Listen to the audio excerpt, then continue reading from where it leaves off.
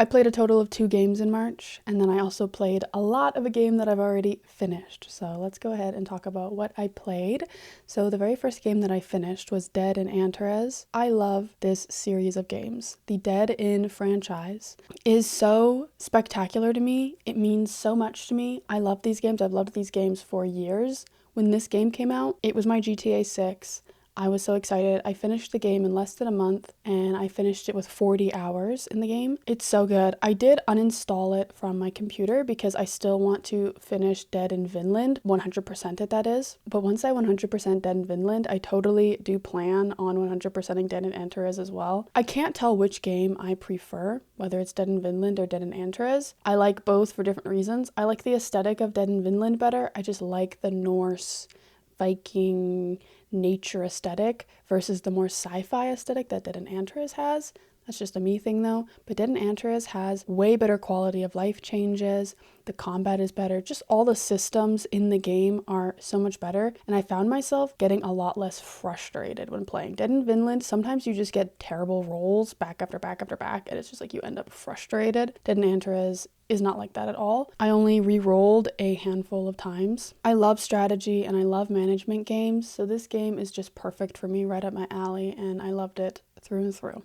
But when I went to review the game on Steam, so I have like 40 hours in the game, I saw that other people had like 200. Oh my god. What are you doing with your day? And I see this all the time in the gaming sphere. People will be like, oh, you think like 80 hours in a game in 1 month is crazy? Like, God, those are rookie numbers. Like, what do you do with your life? Do all you do is game? I feel like I would get like sick. I would feel sick after staring at my computer for that long. Anyways, I also finished another game called Esoteric Ebb. It was a Disco Elysium-like game, so very dialogue heavy, very story driven, and I've never played a game like that. If you're new to this channel, I really don't have a lot of gaming experience. I would consider myself a gamer who lacks a lot of gaming experience, and I haven't played a lot of games, so obviously I've never played Disco Elysium before. But I wanted to give this game a try. It's also an indie game, and it came out just the beginning of March, so I thought, I just want to try this out, and I'm glad I did. I have very mixed feelings about it on like a subjective level, because I just don't think that super dialogue heavy games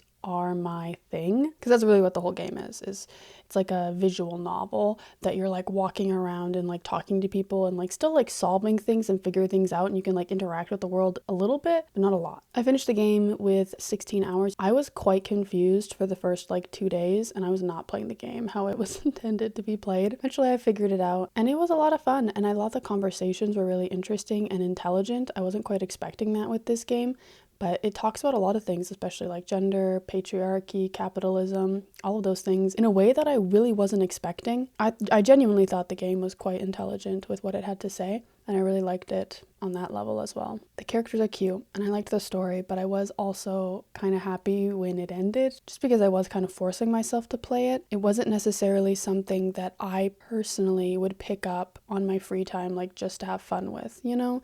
Just because I think I'm not super into dialogue heavy games. It really is interesting. I don't know why I'm not. I love reading, I love movies, but in general with games, I don't care about the story. I'm waiting for a game to change my mind on that. But I'd still recommend Esoteric Ebb, especially if you like these types of games. I also started playing Deadlock in March. I only have 13 hours in Deadlock so far, but I did go away on a trip for a few days in March, and then I was also sick for like a whole week in March, so I wasn't able to play a lot of Deadlock, and you really gotta like focus your brain on it. Like there's a lot happening.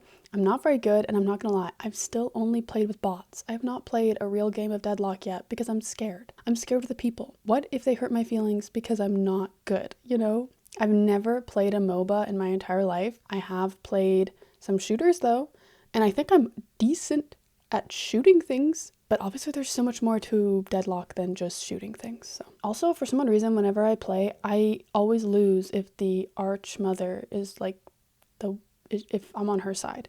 If I'm on like the Hidden King side, I win every single time. If I'm on the Archmother side, no, I'm losing. And it doesn't seem like there should be a reason to why that's happening, but I just think it's kind of funny. But me and my brother have been really enjoying Deadlock together, especially now. We used to play a lot of Fortnite, and obviously there's a lot of drama going on in the Fortnite world right now. I have sort of taken a bit of a step back from Fortnite. I think I'll still play it, but also Ballistic was my main game mode that I was playing. I found the matchmaking on Reload and Battle Royale was not fun for me. I was having so much more fun on Ballistic, and obviously now Ballistic is leaving in a few weeks here, which is absolutely devastating. So we'll see how much Fortnite I end up playing in the future, but I didn't really play much this month. I have 13 hours in Death Stranding now. I believe I had 6 at the end of February, and I like Death Stranding a lot. Although funny enough, I like the walking part more than I like the evil guys, the evil goopy guys. I don't like them very much, okay? First of all, they're scary. Second of all, they're mean. Third of all, I don't like being stealthy. And I don't want to just like have to stealth around them, so sometimes I just run through them. But then my little BB starts crying and crying and crying because it doesn't like it if you just run right through the BTs, the evil goopy guys. But I like the walking simulation of it all. I like it. It's pretty. I like the world. I like just walking around with my little packages on my back through the little water and through the little moss and stuff. So I'm having fun with the game, and I definitely want to finish it. We'll see if I finish it in April. I now have 83 hours in Fantasy Life I. I believe I had 40 last month. This was the game at the beginning of the video when I said that I've been playing a game that I already finished.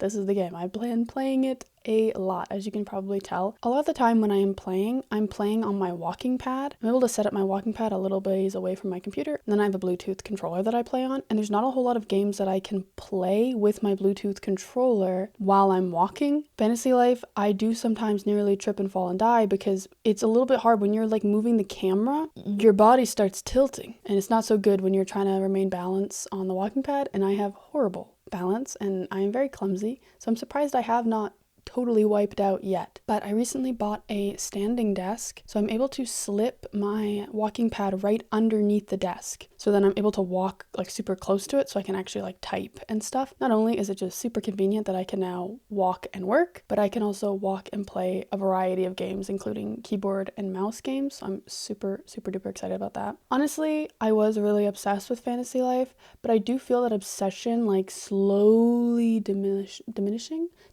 you know? I can feel the obsession slowly kind of leaving me a little bit, but I still do really like the game, although I hope that I'm able to play maybe a little bit less of Fantasy Life, so I'm able to play a little bit more of other games that I want to try and complete. If I could complete 3 games in 1 month, that would be a dream. I really wanted to this month, and I thought I was going to be able to, but then I got sick, and then I had to go on my trip. There just was not enough time to game at all. I did not pick up Crimson Desert. You might remember me mentioning that at the end of my last video. I wanted to play Crimson Desert, but I didn't get to. It's just a little bit too much money, I think, and I was worried about the reception, and then obviously the reception was quite poor, and now I'm at the point where it's like, I'm just going to wait until it goes on sale. I really want to try Crimson Desert. I don't really know how gaming sales work, but I imagine it will go on sale sometime this year, because I'd like to still play it the year it came out, especially since it was sort of just such a big moment in gaming. Like, it was really going through it. It had mixed reviews. I think it's gone back to like positive reviews now. There was a bit of an AI scandal. Lots of people were saying the controls are really horrible, but it seems like the company that's working on it has really put in a lot of effort to improve the things that people have been complaining about, which is great to see. So I guess in some ways I'm kind of glad that I'm going to pick it up at a later date so I didn't have to deal with some of the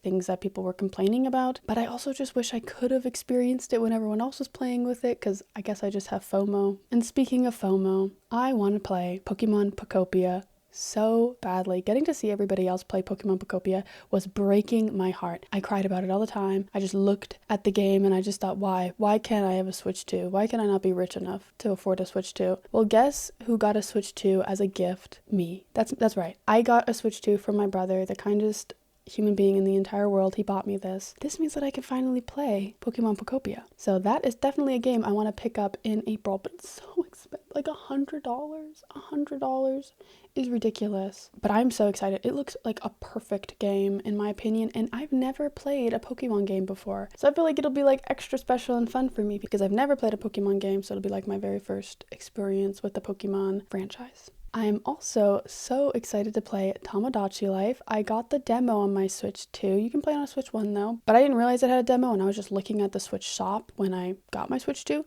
and I saw they had a demo, so I downloaded it. Love, love, love, love, love it. You can have 3 characters in the demo. The characters that I chose were Ash Williams from The Evil Dead, Homura from Madoka Magica, and Haruhi from Ouran High School Host Club. And it was so fun, first of all, creating them. I loved it. I loved The Sims for like creating people, so very much like that. This was so freaking fun. And then the game was just so quirky and cute, and I'm so excited for the actual game to come out. That's another reason why I'm a little iffy on getting Pokopia now, because I'm like, should I just save my money, get Tomodachi Life when it comes out? Should I get both? Ooh, oh my goodness, my wallet is going to hurt. I have a problem where I just hate spending money, ever, always. And I actually just spent $100 on this Switch 2 Pro controller. I was so excited for it because I thought then I can hook it up to my computer and then I can have just a Nintendo button layouts, which would be really nice. So, because I have an Xbox right now and I don't want to have to switch between the button layouts of Xbox, button layouts of Nintendo.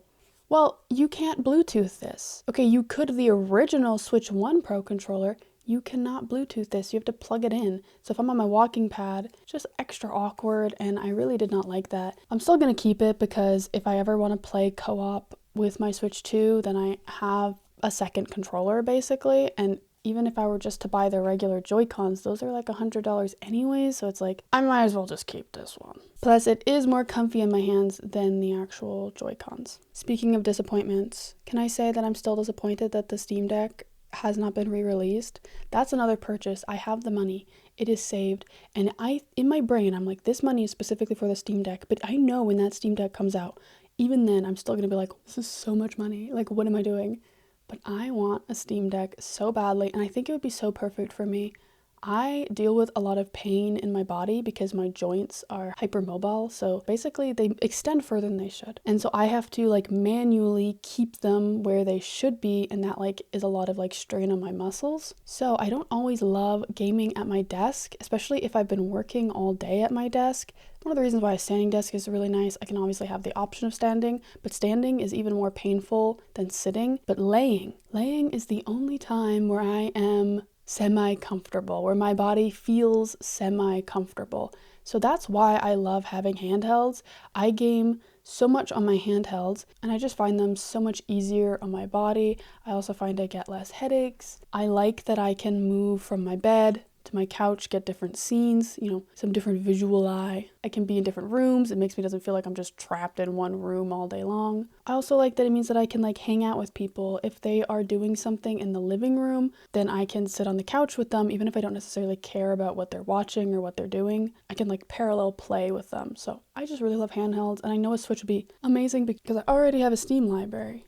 I know it just makes sense. But still, it's so hard sometimes to justify the cost of gaming. Even if I save for something, my brain is like, okay, but like you don't own a house and you don't like own this and own that and own this and you don't have this. So why would you spend any money ever? I don't know if anyone can relate to that. But other than Tomodachi Life, I actually don't know any games that are coming out in April. I would like to pick up at least one indie game again. I love seeing what indie developers are coming out with, especially as they come out with them. Like buying them on release date, I think is extra special and extra fun. And I like to try to stay up to date in the gaming world. I wish I could pick up every single release of like the AAA games, but we've already talked about money, okay? I don't need to say it again.